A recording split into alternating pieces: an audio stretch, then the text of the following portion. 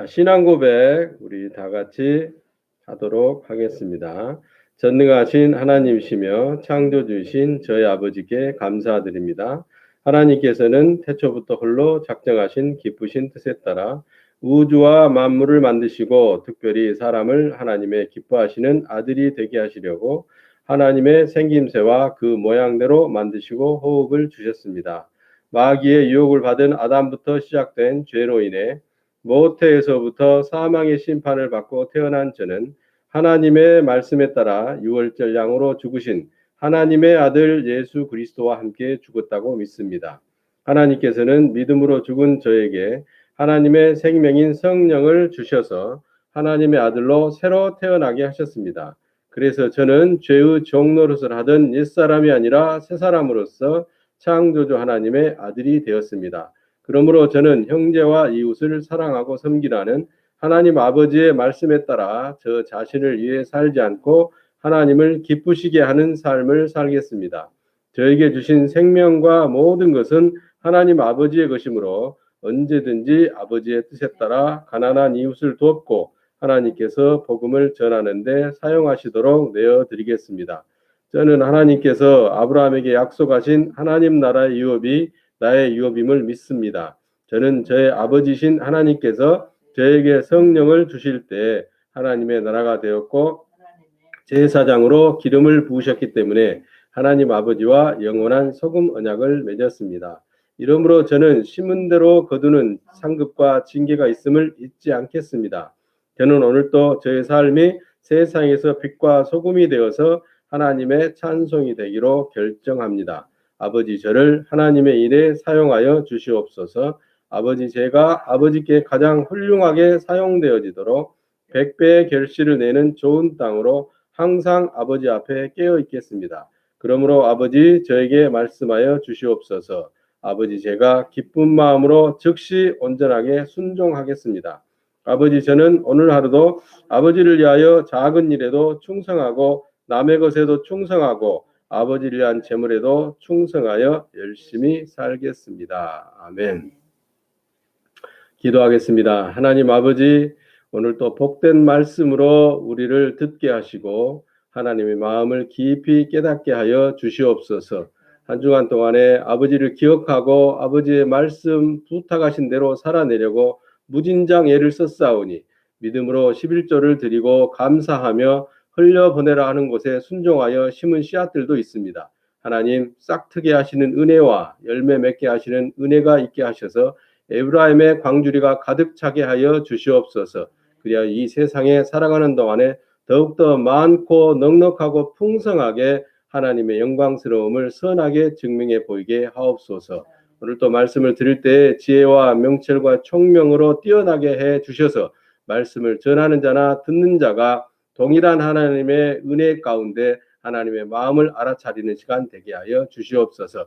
하나님의 마음을 아는 믿음이 실천하여 반드시 열매를 맺는 하나님의 영광으로 드러나게 하옵소서. 소망의 한국 교회 안에 가난한 자 없게 하시며 몸이 아파 근심하는 자 없게 하여 주시옵소서. 하나님의 아들됨의 권세가 삶 속에서 증명되어져서 많은 사람들로부터 칭찬받고 존경받게 해 주시옵소서. 이 모든 일들이 아버지의 이름과 영광을 위하여 항상 풍성하게 하시는 은혜로 이루어지게 하옵소서. 감사하고 축복하며 기도드리옵나이다. 아멘.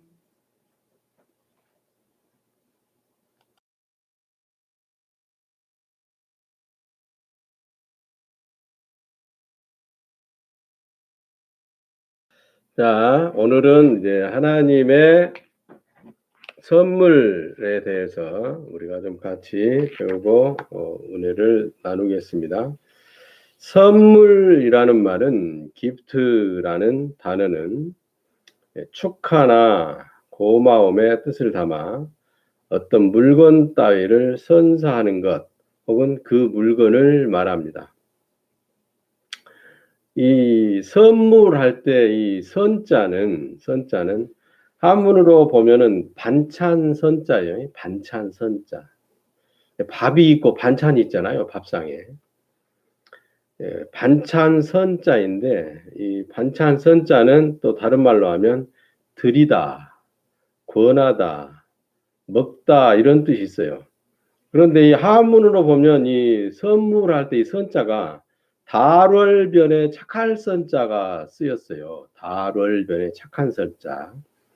그래서 우리가 해와 달을 비교할 때 해는 하나님이요, 달은 하나님의 말씀이다 이렇게 의미적으로 설명을 하잖아요. 왜냐하면 달은 자체적으로 빛을 낼 수가 없는데 빛이신 해, 곧 하나님으로부터 그 말씀을 받아서 비추어지니까 우리가 달이라고 하는 거예요. 달을 말씀이라고 하는 것입니다. 근데 이 원래 이 선물이라는 이 한자 말에 선자가 다월번에 착할 선자가 되어 있는데 결국은 이 선물할 때 선자가 저는 해석하기를 착한 말씀에 의한 것이다 이렇게 해석하는 거예요. 선한 말씀에 의한 것이다. 물자는 이제 물건 문자죠. 재물할 때 물자가 쓰였습니다. 이 선물이 선자가 반찬 선자인데 밥만 먹으면 맛이 있어요, 없어요? 맛이 없죠.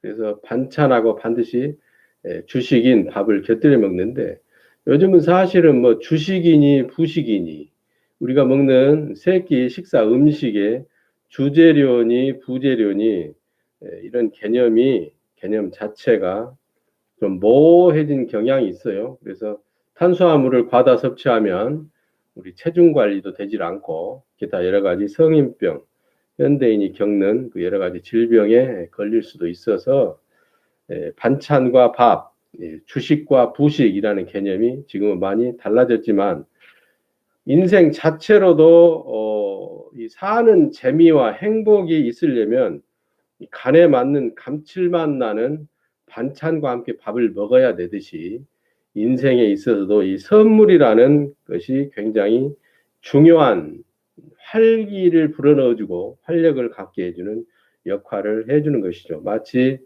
이 반찬이라는 것이 우리의 영양을 균형 있게 공급해 주기도 하고 또 식욕을 돋우는 기능이 있는 것과 마찬가지로 이 선물도 인생살이에 있어서 우리 삶에 기쁨을 주고 행복을 가져다 주며 좋은 동기부여를 해주는 것이라고 할 수가 있겠습니다. 사람들이 생각할 때 이 선물이라는 것은 받으면 좋고 못 받으면 조금 뭐 서운하지만은 어쩔 수가 없고 그렇게 생각하는 것이지만은 하나님과의 관계에 있어서 하나님의 선물이라는 것은 인생 자체가 바뀌는 정말 극적이고 매우 중요한 것입니다. 이 하나님의 선물이라는 것이. 그래서 이 선물을 다른 말로 하면은 선사라고 해요. 선사 받았다. 꽃을 선사 받았다. 꽃을 선물 받았다. 같은 말입니다. 같은 의미예요. 생각지도 않았는데 무언가를 받았다. 그것도 상당한 값어치가 있고 좋은 것을 받았을 때 기분이 매우 좋잖아요. 일단 선물을 받으면. 그런데 이 선사라는 말이 선물하는 말하고 같이 쓰이는 한자 말이기도 한데 이 선사라는 말은 뒤에 따라 나오는 사자가 재물을 의미하는 조개 폐 옆에 바꿀 역자가 붙어서 사자가 되는 거예요. 선사할 때 사자가 조개 폐 옆에 무역하다 할 때 바꿀 역자가 붙어가지고 사자가 되는 거예요. 그러니까 같은 의미로 쓰이는 이 선사라는 말에 한자 말을 풀이해 보자면 반드시 뭐가 따라간다? 재물이 돈이 선물에는 돈이 들어가 있고 그 돈이 들어가 있는데 그것이 어떤 의미가 있냐면 바꾸는 의미가 있다. 바꾸는. 그러니까 조개 폐변에 바꿀 역자가 붙어 있는 것으로 봐서 저는 그렇게 선물, 선사라는 것을 해석을 하는 것입니다. 불교에서 쓰는 말 중에 또 같은 한국말로는 같은 말이긴 한데 한자 말로 또 다른 선사라는 말이죠. 선사. 그 선사라는 말, 불교에서 쓰는 선사라는 말은 뭐 돌을 많이 닦은 뭐 중 이런 의미가 아니고 이 선사라는 말은 뒤에 반찬 선자 뒤에 따라오는 사자가 무슨 사자냐면 버릴 사자예요. 버릴 사자. 포기하다 하는 의미의 사자예요. 거기에는 이제 때릴 타자에다가 사람인변에 혀설자가 밑에 붙어가지고 이 사자가 만들어지는 것이거든요. 그러니까 불교에서 쓰는 이 선사라는 말에도 자기 것을 포기하는 마음이 들어가 있는 거예요. 그러니까 선물, 선사, 또 불교에서 쓰는 선사라는 이 말에는 뭐가 들어있냐면 자기가 중요하다고 생각하는 것을 포기하고 남을 위해서 그것을 무상으로 제공하는 것인데 거기에는 뭔가를 바꾸고 싶어하는 의도가 숨어 있다. 바꿀 역자가 들어가 있으니까 이렇게 저는 하나님의 선물을 얘기하면서 미리 좀 설명을 하고 싶은 것입니다. 그래서 무언가 소중한 것을 주는데 자기 것을 포기하고 다른 사람에게 주는데 거기에는 뭔가 하고 바꾸려고 하는 의도가 숨어 있다. 바꾸려고 하는. 거저 주는 것처럼 좋아할 일만은 아니다. 그런 의미가 있는 거예요. 그래서 선물이라는 것은 주는 자가 반드시 자기 어떤 의도를 가지고 자기의 좋은 것을 스스로 포기하고 남에게 주는 것인데 외견상으로는 공짜로 주는 것 같지만은 그 속에는 무언가 바꾸고 싶어하는 의도가 숨어 있다는 것이죠. 그러니까 선물 받을 때 무작정 좋아할 만한 것은 아니다. 이 세상에 공짜가 있어요, 없어요?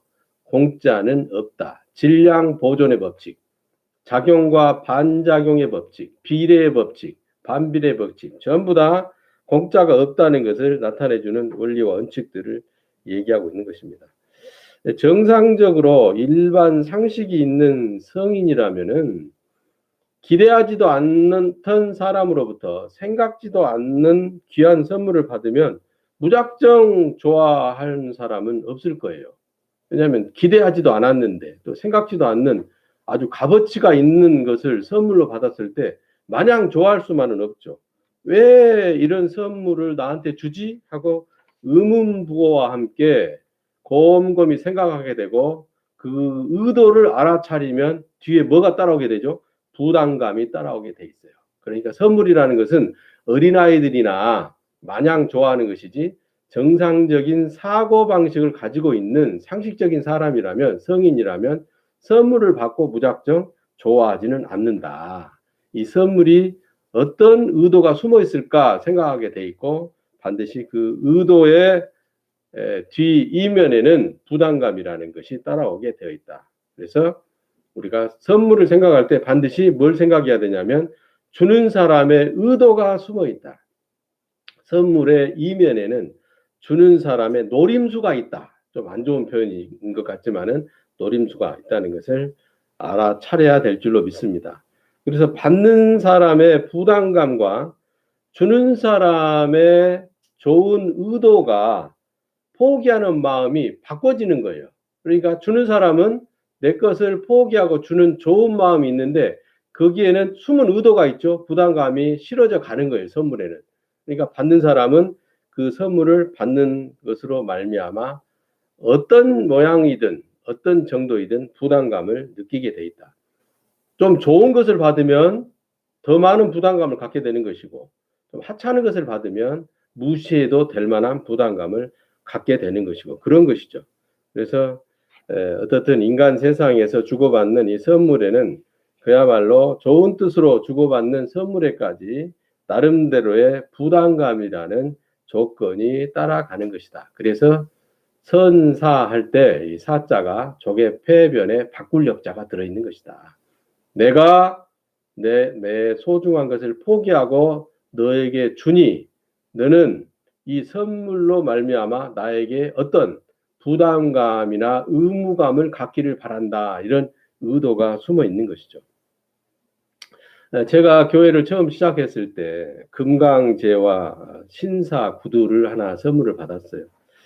제가 한 두어 번 간증한 것 같기도 하고 또 개인적으로 몇 사람에게 얘기한 것 같기도 한데 그 금강제와 구두를 선물해 준 분이 백화점 이름 있는 백화점에 가서 그 선물을 사 주었거든요. 구두는 신어봐야 되잖아요. 그래서 그 선물을 금강제와 구두를 해준 선물해준 그 집사님이 그때 당시 굉장히 힘든 생활을 하는 집사님이었어요. 그래서 건설 현장에 현장 인부들이 그 임시 숙소로 쓰거나 또 여러 가지 건설 현장에 필요한 기자재를 보관하는 그 컨테이너 창고나 현장 인부들의 숙소를 청소해주는 그 일을 하는 분이었어요. 그래서 거기서 그렇게 많지도 않는 급여를 받는 분이었는데 그분이 처음 내가 교회를 시작할 때 금강제와 구두를 선물해 줬어요. 그리고 그 구두를 저는 오래오래 신었어요. 그런데 헤어진 지 오래됐는데도 불구하고 지금도 그 집사님의 가족 이름이 생각이 나요. 김 집사님 이름이 생각이 나고 그분의 남편 전 집사님의 이름이 생각이 나고 그분의 딸 둘이 전먼영 이 두 딸 이름도 생각이 나고 그 또 두 딸 이름에 그 직장도 학교도 또 남편 되는 집사님의 그 직업도 다 생각이 납니다. 쉽게 말해서 무슨 얘기냐면 그 금강제와 구두 하나를 선물을 받았는데 지금도 그 금강제와 구두를 선물해 준 분에 대한 모든 것이 내 기억에 남아 있는 거예요. 그분의 가족들, 그분의 그때 당시의 생활 형편들 그런 것들이 다 남아 있는 거죠. 선물은 이런 것입니다. 선물을 주게 되면 선물만 받는 것이 아니고 선물에 실어져 오는 그 사람이 그 속에 담겨 있는 거예요. 그 사람의 모든 것이 기억 속에 보관되어지는 것인 거죠. 그래서 그 구두 선물을 받고 외출하기 위해서 구두를 신고 나가면서 항상 그 집사님이 생각이 나는 거예요. 그 집사님의 남편이 생각이 나고 그 집사님의 두 딸들이 생각이 나고 그래서 걸을 때나 차를 운전하고 다닐 때나 항상 그 집사님에 대한 기억이 그 집사님을 위한 탄원과 중재의 기도로 이렇게 연결되어지는 그런 것을 제가 경험을 했습니다. 그리고 이제 그 뒤로 한참 동안 그 구두를 열심히 신고 신방도 다니고 전도도 다니고 돈도 벌러 다니고 그랬었는데 그 구두가 낡아져서 폐기를 해야 되는 버려야 되는 상황이 왔는데도 버리지를 못하고 그 망가진 구두를 신발장에 한참을 보관을 했습니다. 왜냐하면 그 구두는 구두라는 선물로 끝나는 것이 아니라 그 구두를 나에게 선물해 준 그 김모 집사님과 그 김모 집사님의 가족과 그 삶이 그 안에 그 마음이 담겨져 있기 때문에 그런 거예요. 그래서 또 다른 아름다운 마음을 가진 분이 갈색 구두를 하나 선물 받을 때까지 그 구두가 그 신발장에 그대로 있었던 거예요. 그리고 이제 갈색 구두를 새로 하나 선물을 받아서 지금 신고 다니는 구두입니다. 키높이 구두. 신고 다니는 구두인데 그 구두를 신을 때마다 또 그 구두를 선물해 준 갈색 구두, 키높이 구두를 선물해 준 그분의 마음이 늘 생각이 나고 신발장을 열 때마다 그 구두를 신기 위해서 신발장을 열 때뿐만 아니라 운동화를 찾아 신으려고 신발장을 열 때마다 그 갈색 구두가 보여지고 그 갈색 구두를 선물해 준 그 집사님의 그 권사님의 그 가정과 그 상황이 생각이 나서 늘 걸으면서 그 집사님, 그 권사님을 위한 감사와 함께 부탁하는 기도를 하게 되는 것이죠. 이 장황하게 이 구두 이야기를 설명드린 것은 선물로 끝나는 것이 아니라 선물을 주는 분의 그 선물 주는 분의 아름다운 마음과 그 사람의 전부가 그 선물 주는 자의 전부가 그 속에 담겨 있더라라는 것을 설명드리고자 하는 것입니다. 어린아이들도 마찬가지입니다. 우리 아들, 딸도 여러분의 아들과 딸들도 그 아동기 때의 선물에 대한 기억이 다 있을 거예요. 그래서 우리 딸 같은 경우는 미미의 집, 우리 아들 같은 경우는 드래곤볼, 프레시맨 이런 어릴 적 초등학교 다닐 때 초등학교 다니기 전에 그 엄마에게 떼쓰고 아빠가 사다 준 그 선물에 대한 아름다운 기억이 엄마와 함께 아빠와 함께 저장되어 있는 것이죠. 저도 또 초등학교 다닐 적에 지금도 생생하게 기억하고 있는 것이 엄청 두껍고 무거운 백과사전이었어요. 동아대 백과사전. 건하게 술이 취한 우리 아버지가 상당한 값을 치르고 그것을 사가지고 오셨거든요. 어쨌든 지금도 그 백과사전을 사 들고 온 술 취한 우리 아버지의 모습이 지금도 생생하고, 그 백과사전을 상당한 값을 치르고 사다 준 우리 아버지의 그 마음과 그 뒤에 그 사전을 사다 준 그 우리 아버지의 의도가 지금도 생생하게 기억하고 있는 것이죠. 붕어빵이나 군고구마 이런 자잘한 것부터 시작해서 선물이라는 것은 아름다운 마음과 함께 그것에 숨어져 있는 의도, 그리고 그 사람의 전부가 거기에 담겨 있고, 치매가 걸리지 않는 한은, 기억이 상실되지 않는 한은 생생하게 남아 있는 것입니다. 그런데 이 선물을 주는 사람은 그냥 주는 것 같아도, 선물을 받은 사람은 그 선물 주는 사람의 그 순수한 마음에 더해서 기억이라는 그 대가를 지불하게 되는 것이죠. 추억하게 되는 것, 아름답게 기억하게 되는 것. 선물과 반대되는 것이 뭐예요? 악재죠. 악재, 좋지 않는 것, 상처, 이런 것들은 또 트라우마로 기억되어지고 저장되어져서 힘들게 하기도 합니다. 어쨌든 오늘은 좋은 의미의 주고받는 선물에 대해서 하는 것이기 때문에 이 선물 속에 담겨진 이런 자연스럽고 너무나 당연한 의미들을 좀 깊이 새겨봤으면 좋겠어요. 그래서 선물에는 반드시 그 안에 나를 기억해 달라는 어떤 묵시적인 요구와 부담감이 숨어 있는 것이다.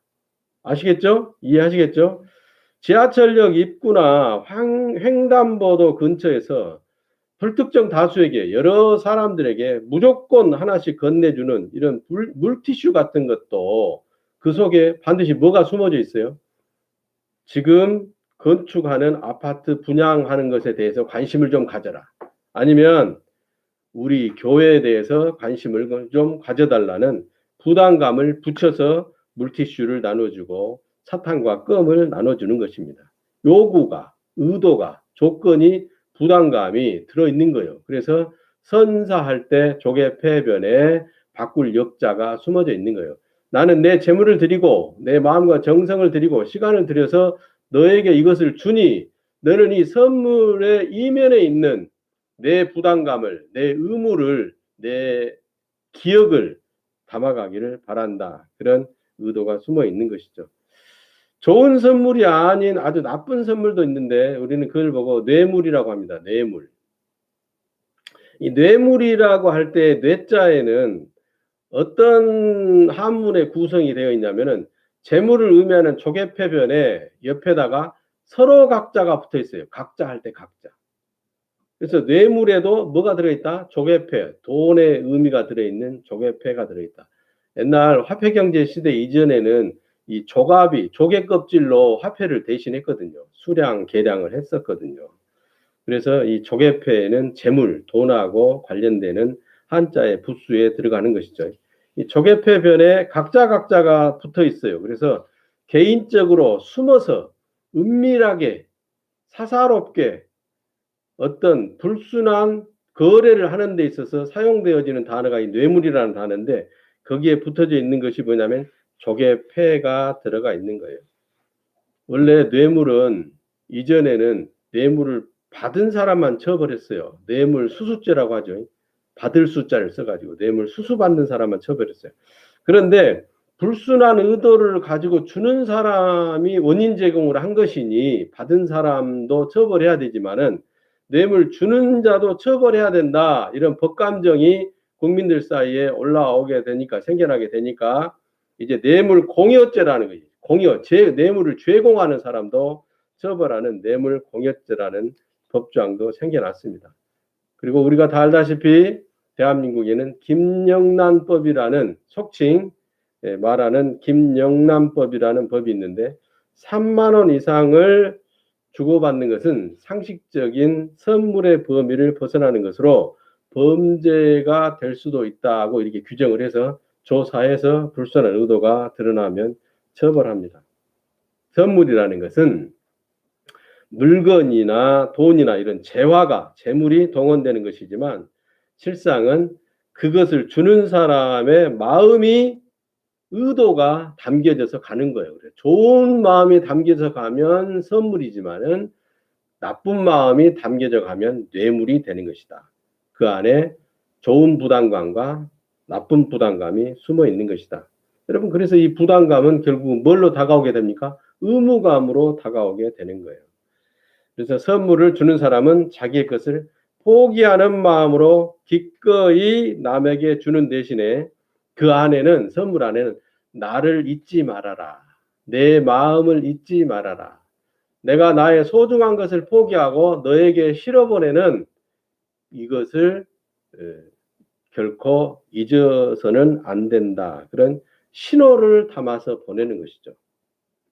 그러니까 선물을 받으면은 어떤 신호가 그 안에 있는 거예요. 그러니까 그 신호를 우리가 잘 감금해 봐야 되는 것이죠. 그래서 이 선물은 결국은 물건은 닳고 없어지고 폐기되어질 수 있지만은 그 사람이 담아서 보낸 그 마음은 항상 기억되어지고 남아있는 것이 되는 것입니다. 그래서 선물은 그 선물을 주는 자에 관한 모든 것이 기억되어지고 남게 되는 것이죠. 그래서 선물은 귀한 것일수록, 그리고 그것을 받았을 때의 기쁨이 클수록, 그 기쁨이 큰 만큼 뭐가 또 크게 되죠? 부담감도 커서 그 부담감이 큰 만큼 오래 기억되는 거예요.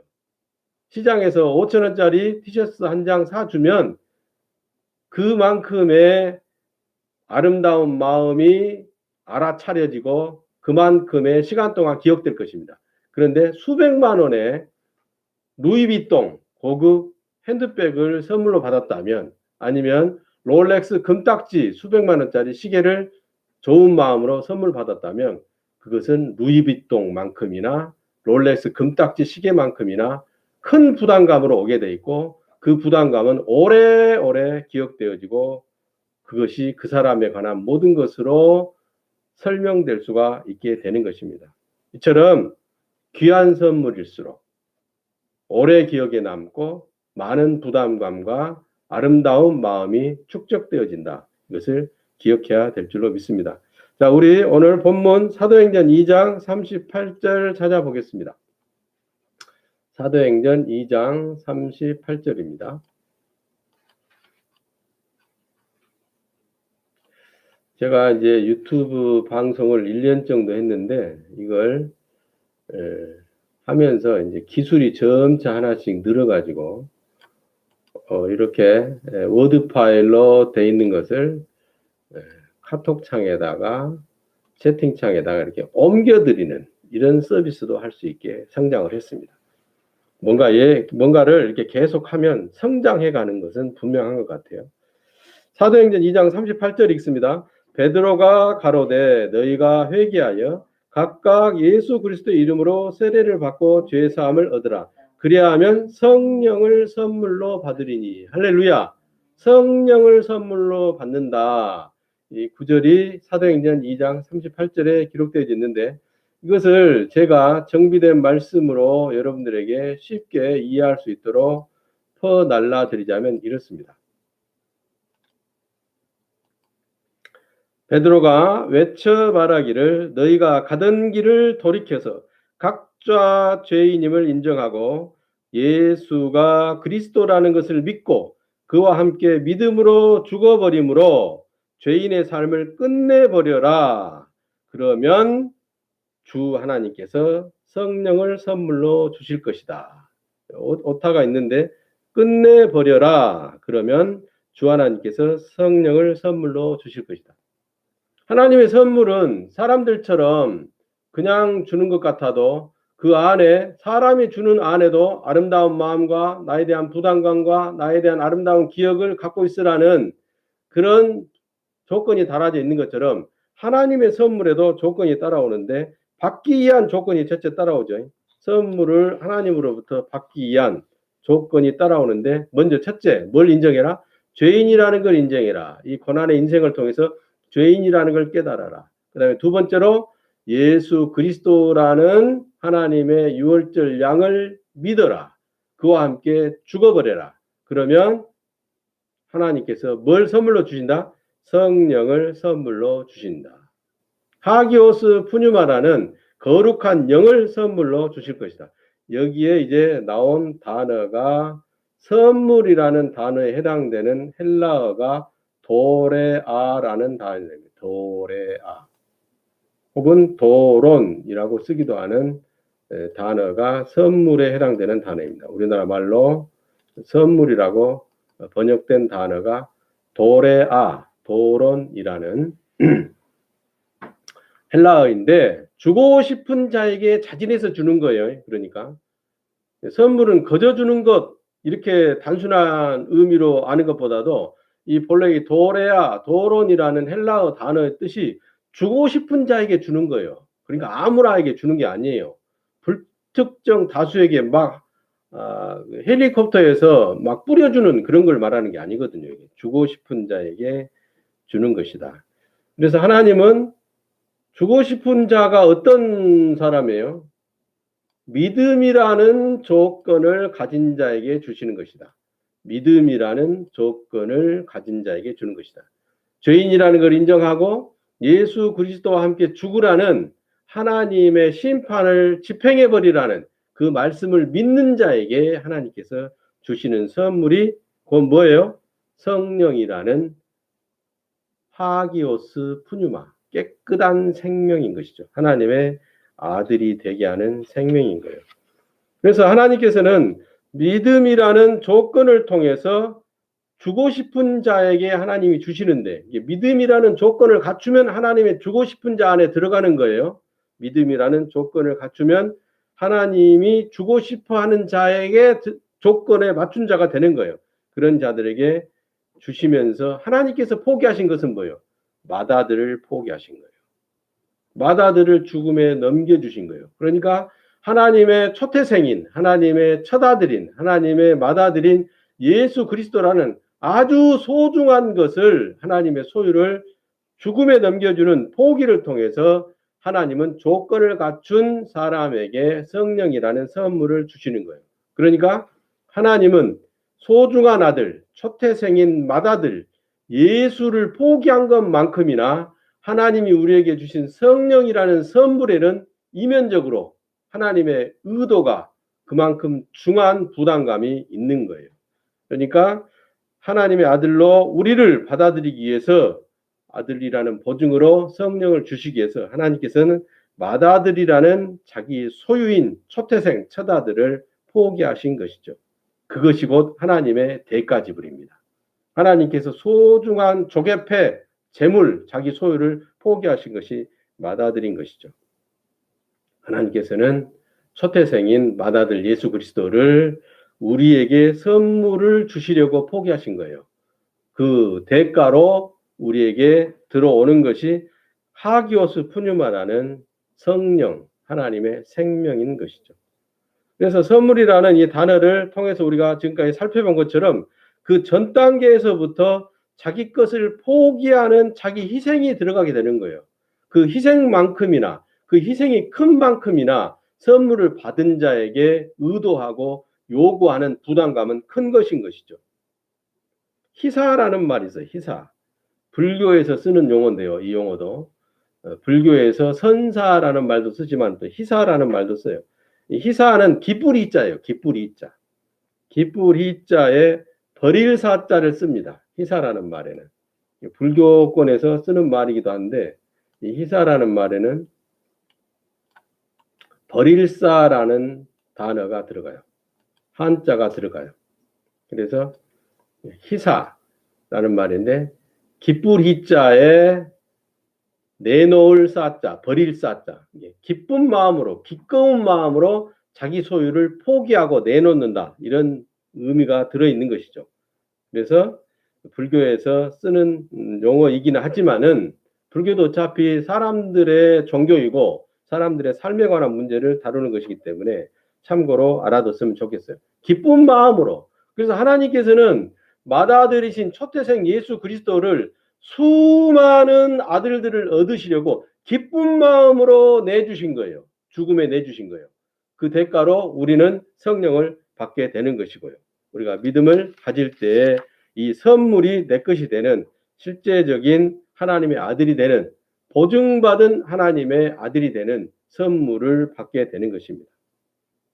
이제 예수님의 행적과 설교에 대해서 얘기하고 있는 복음서에는 이 도론, 도레아라는 단어가 이렇게 등장을 하는데 이 단어는 본래 예법을 갖추어서 주다 그런 뜻이 있어요. 이 도론, 도레아라는 단어에는 예법을 갖추어서 주다라는 의미가 있어요. 그러니까 예법은 뭐예요? 절차를 말하죠. 절차. 정해진 절차를 갖추어서 그러니까 아무렇게나 툭 던져주는 게 아니고 아무렇게나 예따 하고 주는 게 아니고 예법, 정해진 절차를 갖춰서 주는 거예요.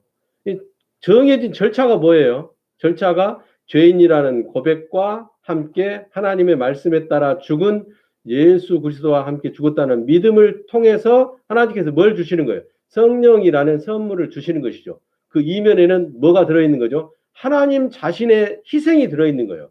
하나님께서 자기의 소유인 자기의 초태생인 예수라는 맏아들을 그리스도가 되게 하시고 십자가 나무 형틀에 못 박아 죽게 하시는 절차가 들어가 있는 거란 말이에요.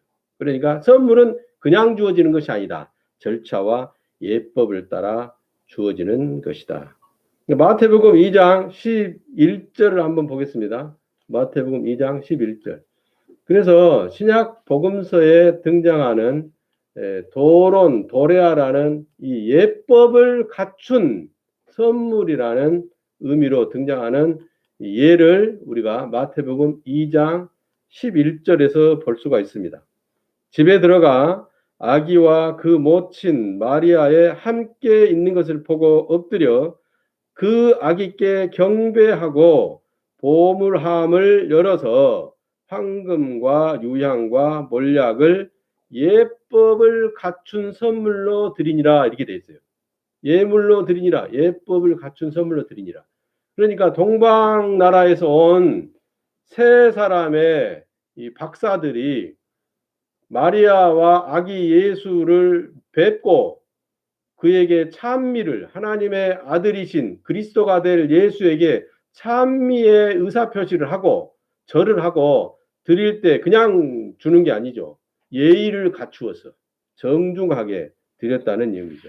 그러니까 하나님께서도 우리에게 십자가라는 나무 형틀의 죽음이라는 그 거룩한 예법을 갖추어서 우리에게 선물로 주신 것이다. 할렐루야. 희사의 의미, 선사의 의미, 선물의 의미가 도레아, 도론이라는 이 단어의 의미가 이런 것입니다.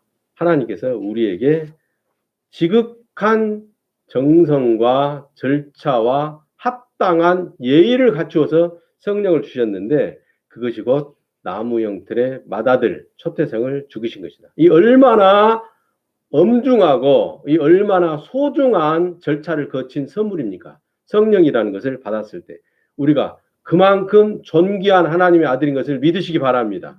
하나님께서 희생하신 것만큼의 부담감과 존귀한 그 아름다운 마음이 성령으로 우리에게 주어졌으니 우리는 그 아름다운 마음과 어마무지한 그 부담감을 갖고 살아가는 존귀한 하나님의 아들이라는 것입니다. 잠언서 18장 18절을 한번 보겠습니다. 잠언서 18장 16절, 18절이 아니라 잠언서 18장 16절입니다. 이 성경 구절 또한 제가 배운 기술을 활용해서 채팅창에다가 드리겠습니다. 잠언서 18장 16절에는 마탄이라는 단어, 히브리어 단어가 등장하는데 여기에 해당하는 이 마탄이라는 단어가 선물로 번역이 되었는데 이 선물이 의미가 마탄이라는 히브리어로 비춰봐서도 예를 갖추어서 드리는 예물이란 뜻이에요. 그러니까 우리가 하나님 앞에 예를 갖추어서 드리는 예물은 그 사람의 길을 너그럽게 하며 또 존귀한 자의 앞으로 그 사람을 인도한다 이렇게 돼 있는 거예요. 잠언서 18장 16절에. 그러니까 우리가 하나님 앞에 하나님의 아들로서 살아가는 삶의 모든 모습들과 우리가 하나님의 말씀에 순종하여 드리는 모든 섬김과 봉사와 헌금 이런 것들이 우리를 너그럽게 평안하게 확장되는 번영의 길로 살아가게 하고 또 그것이 존귀한 자이신 창조주 하나님 아버지 앞으로 우리를 인도해 간다는 얘기죠. 할렐루야. 의미를 이해하시겠죠? 그리고 이제 신약 성경에 또 에베소서 2장 8절에도 이 도론이라는 단어가 쓰여서 나오는데 도론데우라는 단어가 에베소서 2장 8절에도 나오는데 제가 붙여드리겠습니다. 한번 읽어봅시다. 너희가 에베소서 2장 8절에 너희가 그 은혜를 인하여 믿음으로 말미암아 구원을 얻었나니 이것이 너희에게서 난 것이 아니요 하나님의 도론이라. 하나님의 선물이라는 것으로 우리가 성령을 받았고 그 성령을 받은 것은 곧 무엇이다? 은혜로 얻은 구원이다. 할렐루야. 이렇게 얘기하고 있습니다.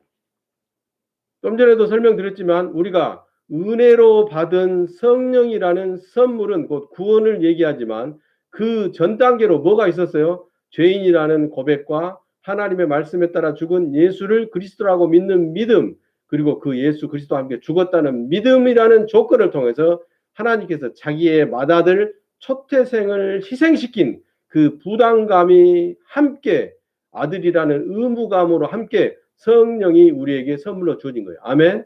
그러니까 무슨 얘기냐? 하나님의 아들이 되었다는 것은 하나님의 선물로 되어진 것인데 그 이면에는 엄청난 예수 그리스도를 희생하신 하나님의 그 마음이라는 부담감과 의무감이 담겨져 온 것이다. 이것을 강조해 드리고자 하는 것입니다.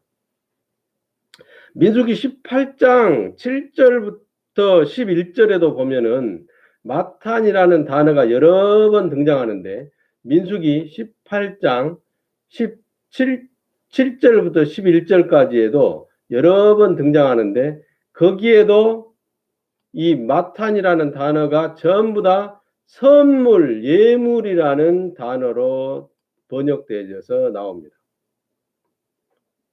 이건 너무 길어가지고 붙이기가 안 되네요. 너무 길어가지고 붙이기가 안 돼.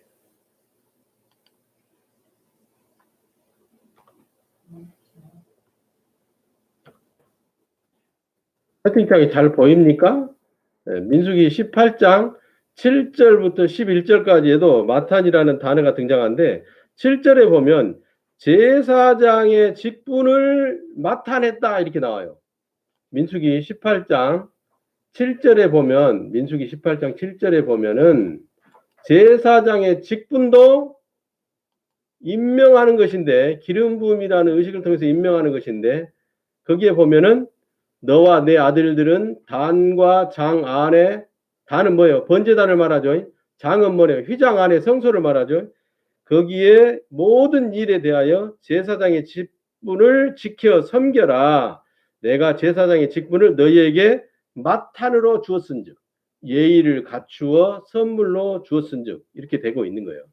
그러니까 우리가 아들 되는 것도 선물로 받은 것이고 제사장의 직분을 하나님의 나라로서 수행하는 것도 선물로 받은 것인데 그 안에는 뭐가 숨어있다? 하나님의 아들로서의 의무적인 삶을 살라는 부담감이 들어있는 것이다.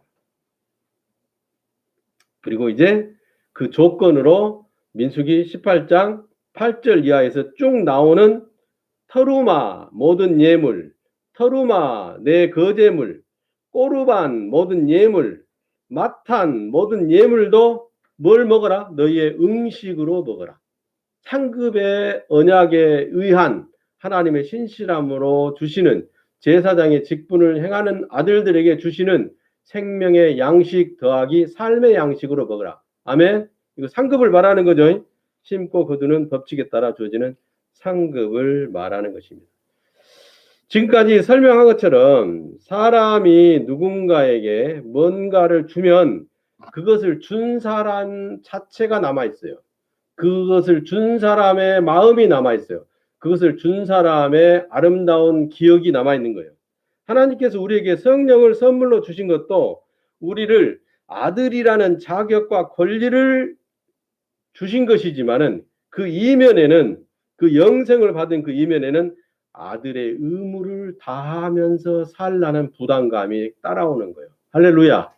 이걸 소홀히 하면 세상 사람 이방인들과 하나님의 아들들의 삶이 구분이 안 갑니다.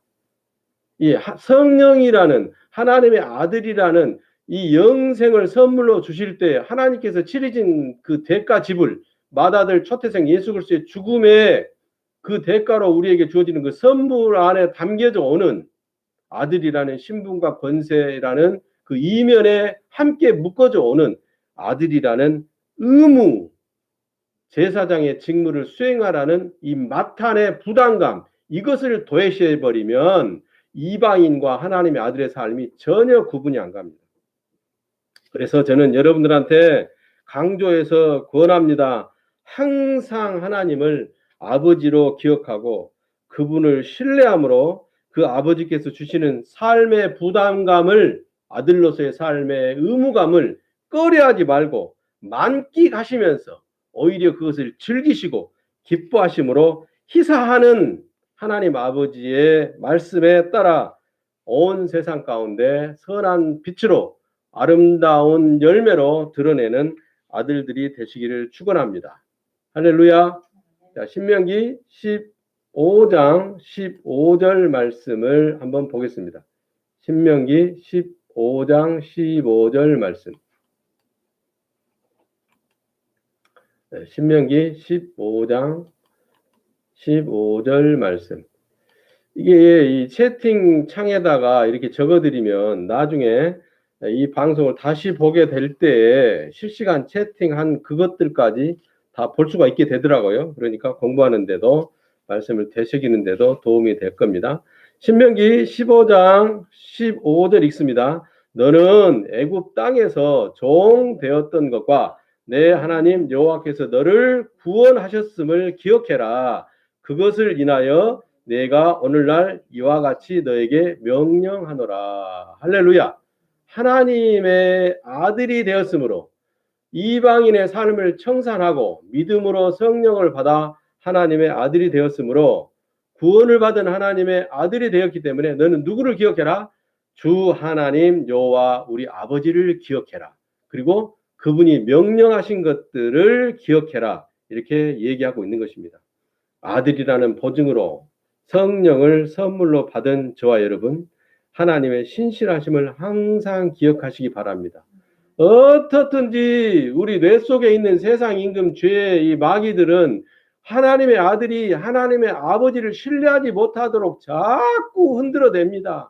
이런저런 상황들과 이런저런 소문들과 이런저런 모든 현상들까지 동원해서 요사스런 일을 행하면서까지 하나님의 아들이 하나님 아버지를 신뢰하지 못하도록, 그 아버지의 말씀을 신뢰하지 못하도록 흔들어내거든요.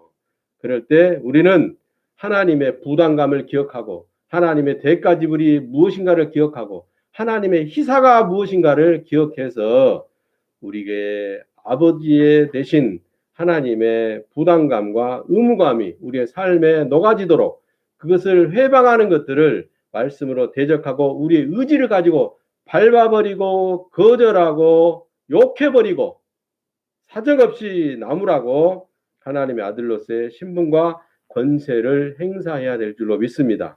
그 이면에 따라오는 의무감과 부담감이 그럴 때 실행으로 옮길 수가 있는 것입니다.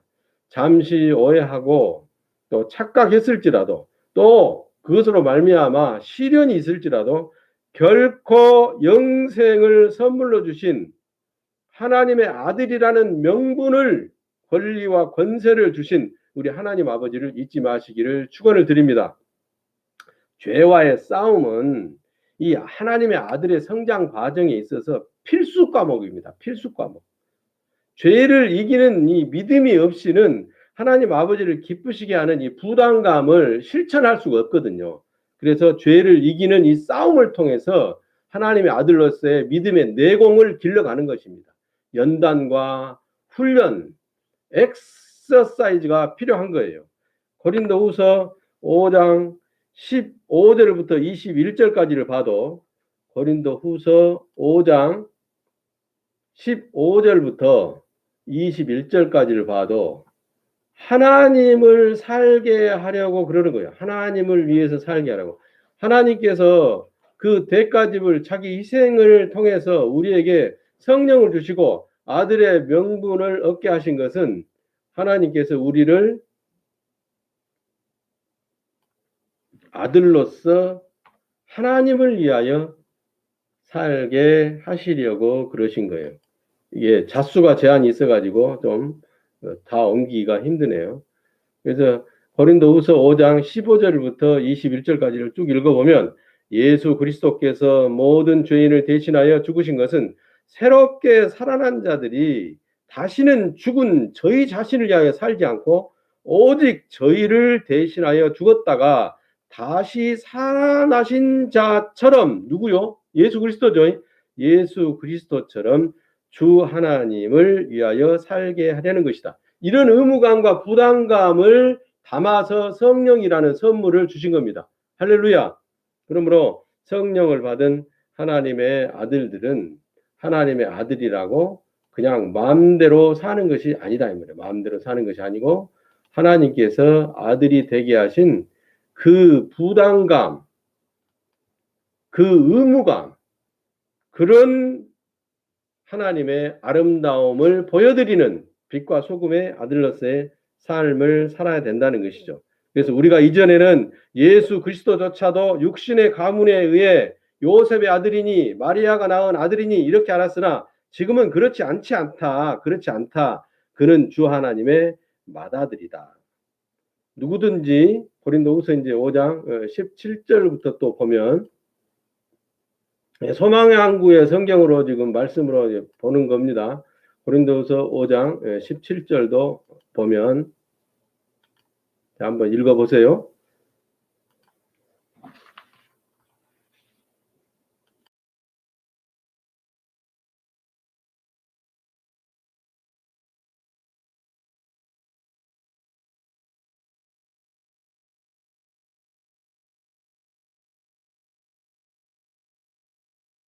새로운 피조물이다 그러잖아요. 새로운 피조물이다. 이전 것은 지나갔으니 보라 새 것이 되었다. 그러니까 새 것이 된 하나님의 아들들은 새 것으로서의 삶을 살아라. 그렇게 얘기하고 있는 것입니다. 그러면 고린도후서 5장 18절에 이어서 뭐라고 얘기를 하냐면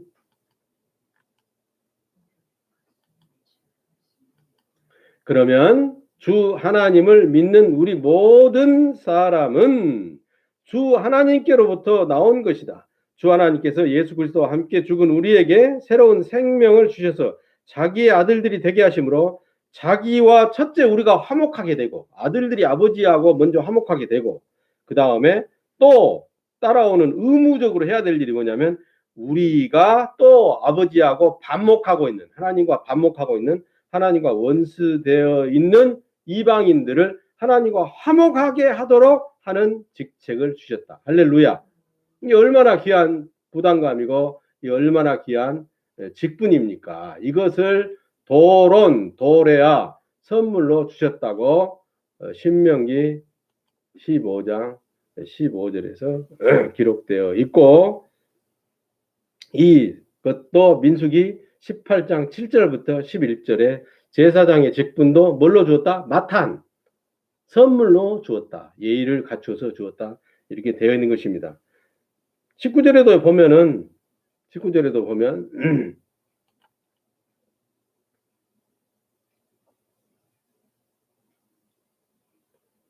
그러면 주 하나님을 믿는 우리 모든 사람은 주 하나님께로부터 나온 것이니 이렇게 얘기하고 있잖아요. 성령을 선물로 받으면 이게 19절입니다. 그러면 이는 예수 그리스도께서 19절에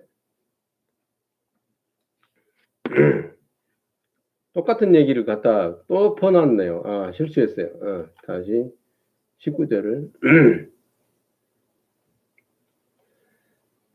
이는 예수 그리스도께서 주 하나님의 사랑 안에 머물러 계시면서 이 부분이 좀 오타가 나왔네요. 어쨌든 우리에게 직책을 주셨다. 그리고 그 직책으로 말미암아 수행되는 일이 뭐냐면 이방인들을 하나님 앞으로 인도하는 것이다. 그것이 우리 예배 말씀 듣는 처음에 올려드렸던 채팅창에 올려드렸던 로마서 15장 16절 얘기입니다.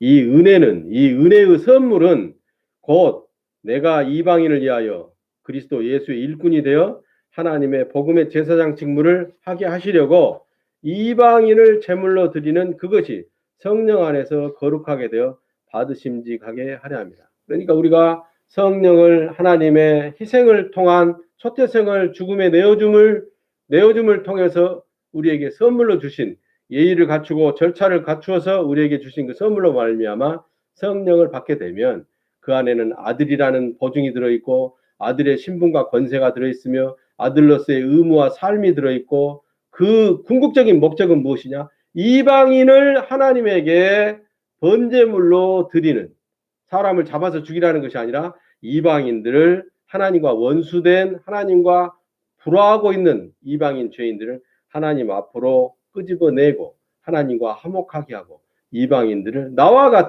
우리와 같은 하나님의 아들이 되게 하는 그 일을 수행하는 하나님의 나라의 제사장으로서의 직분을 선물로 주신 것이다. 할렐루야. 지금까지 선물의 의미, 우리가 다 알고 있는 것들이고 그런 것이지만은 그 개념들을 좀 더 명확하게 정리해서 하나님께서 우리에게 주신 선물이 얼마나 귀하고 복된 것이며 엄중한 것인지를 나눴습니다. 이번 한 주간도 하나님께서 우리에게 주신 귀하고 복된 이 선물에 합당한 자로, 이 선물을 온 세상 가운데 드러내는 자로 살아내시기를 축원을 드립니다.